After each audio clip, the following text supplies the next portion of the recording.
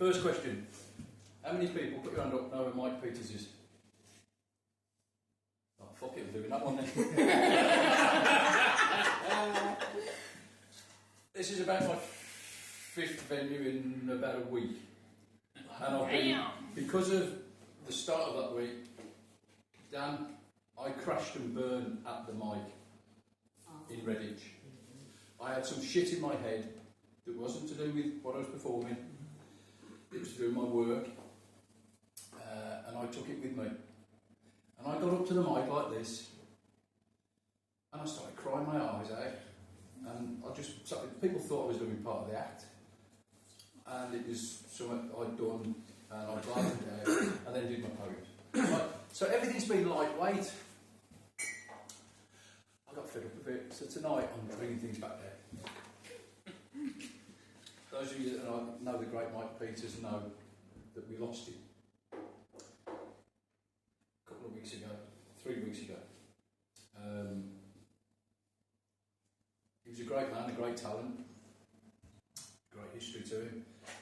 If you don't know him, Google him. I wasn't a massive fan, as you'll find out. But the legacy is left. If you ever go over towards Prestatyn and Rhyl, there's a little village called Dyseth, which is where the Peters live. And they've done so much for that little village. Anyway, I wrote this. It's called Mikey B. I was not what people call a fan. I don't have a collection of your albums, anything I can pull out with specific memories and associated stories and playing them endlessly. I'm unaware of much of the alarm you created, but I saw you solo in 2019 and that was enough. We met you after the show, no masks or falseness. I've never met a star so approachable. Since then, I've quietly followed you and Jules from afar, reading with the shared battles with cancer and life. I learned about the man in the camo jacket and the beautiful leggy blonde in shorts. Both the love of each other's life. Your determination that puts many of us to shame, the love, hope and strength you project, it has been contagious. It spreads like your illness, like replacing felled trees in a forest. Never giving in, never wasting a moment. Life is to live, so why not live it? Every second of it. Make it count. Jules has been at your side throughout, sharing with heartbreaking honesty, now grieving but keeping her promise that once you pass, happiness shall reign. But telling a story that can only inspire, events conspire, you could manifest fire. Your belief in positivity sends me a message to make something of every moment I can.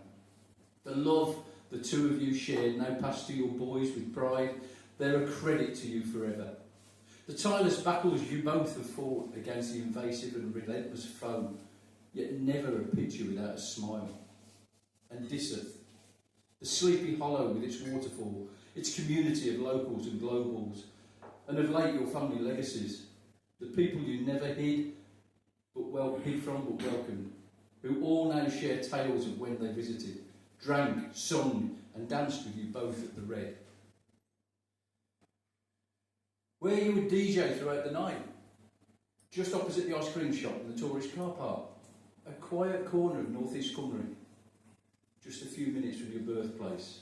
The Peters who lived on the hill gave so much back and knew everyone.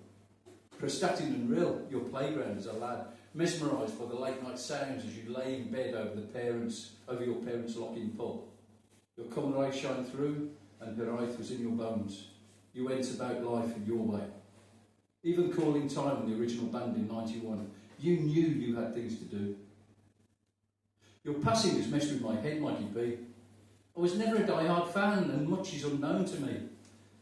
But your story and our brief conversation after a show, I understand why you have such a following. As I sit here reflecting, listening, watching, diolch yn fawr, Michael Leslie Peters. Your love, hope and strength will live on. And the truth of your words now linger in the air. Forever young, I cannot stay. Nos da, Mike. Cwsgi cwmda.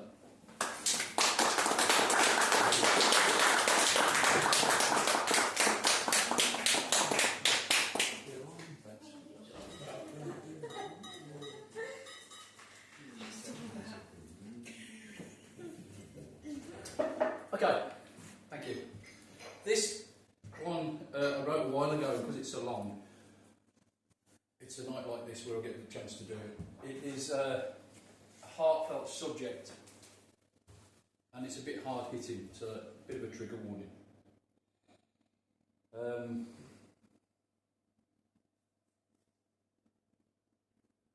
Let's see where it takes us. It's called Pictures on Walls.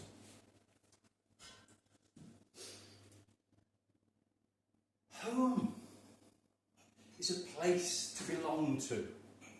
A place where a warm welcome awaits. It's a gooey feeling at the very thought and a tear when leaving. This is how we often tell it in Happyville. But if you looked in the shop doorways tonight, did you even notice the homemade, handmade homes living in indiscreet concrete slumberland outside Matalan, unable to afford Poundland, wanting a hand, some safety, security, empathy, fucking parity, asking for pennies as you pass by. But don't worry, look straight ahead, no eye to eye. You won't see them, your conscience is safe. Do you have pictures on your walls? Do you have a telly and a cosy sofa to watch from? Do you have pictures on your walls? Home had a mum hiding bruises, telling her not to annoy him. Dad, always so brave after a night out with his mates, where he's seen as that funny guy with so many stories, not the beast who prowls a landing at 2 a.m. quietly trying to force a barricaded door. That was her night since the time he just walked in and helped himself to the goods he had helped create, while Mum wept in full, silent knowledge of his sickening, meandering, destroying her little girl's future, her life. Nothing said in the daylight, just knowing glances from a mother powerless to protect. This is not a unique story on the streets and in the doorways. It's just a fact. So we run. We leave for the unknown, because it's got to be safer than this. Do you have pictures on your walls? And a double divan to curl up in at night? Do you have pictures on your walls? Now meet this wretch asleep in a filthy sleeping bag. Half a bottle in his hand, the blood in his matted hair, piss in his baggy bottoms, and yesterday's snap from a caring passerby, now cold but safe inside his crust-laden, shit-scented pocket. Once in control of his life, with a loving wife and kids too, until the booze weaved its dark, destructive spell. The office couldn't look away any longer, so they had to let him go. After all those successful, liquid corporate lunches they gained. Now he's got a company box without perks or bonuses, just surviving another night in Cardboard Alley. Do you have pictures on your walls?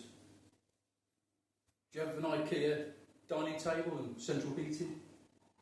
Do you have pictures on your walls? There's the squaddie who came home on leave from the second tour of duty, the one that pushed him too far.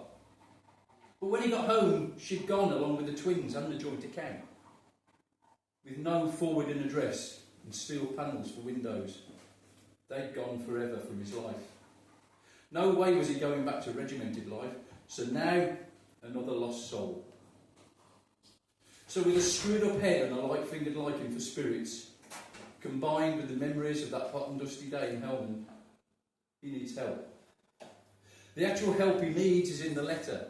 The letter confirming his diagnosis. The letter that lies on the mat in the house that he thought was home. PTSD keeps him on the streets, not fitting in anywhere, screaming in his sleep, memories giving no rest. Do you have pictures on your walls? Do you have carpet in your hall, stairs and landing? Do you have pictures on your walls? The winter can be the cruellest as the Christmas fairs hit the towns and cities, cheek by jowl with brightly lit festivities and that scent of fried onions, combined with the various dishes on offer to the throngs who at times are stepping over the homeless person to get to their burger. Oh, with relish, please. The dishevelled pile of rags trying to sleep or just deny their hunger pains, while sat opposite the street vendor fades into the shadows. It's been 2 hours since anyone could be bothered to just buy him a freshly fried portion of chips, or give her a folded up fiver muttering something about not spending it on drugs, neglecting to consider that some sanitary goods could be of better use. Often these people will care for their best friend better than themselves. The one that is as much astray as they are these days. The eyes of their dog follow passers-by, seemingly in judgment of the lack of compassion. This partner provides warmth and companionship to someone rejected by society. They both have a distrust of some people, like an extra sense, like a vibe, like a feeling. We now have generations of adults and younger to whom the homeless are an everyday sight. So by now it's become normalised, an accepted face of society, like food banks. The ones that didn't cut it, never made it, couldn't hack it, hadn't got it, never had it. The ones who became invisible, intolerable, disgraceful, unmanageable, forgettable. They are inconvenient, they challenge your values, they make you think, they create questions in your head. In your head. In your fucking head. You look the other way time after time. They could be you. You refuse to explain them to your kids. You tell your little wife that they don't exist. Do you have pictures on your walls? Do you ever look left and right? Hopefully you will offer some help tonight. You.